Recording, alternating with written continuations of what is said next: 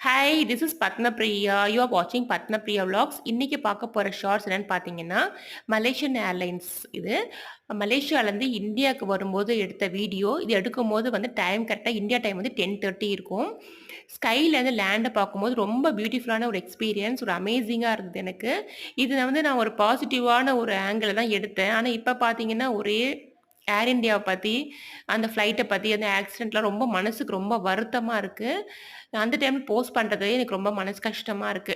லைஃப்ல வந்து எப்ப வேணா, எது வேணா நடக்கலாம். இருக்கிற இந்த மூமெண்ட்ட வந்து நம்ம ரசிச்சு வாழ பழகணும். அத கத்துக்கிறோம் நம்ம.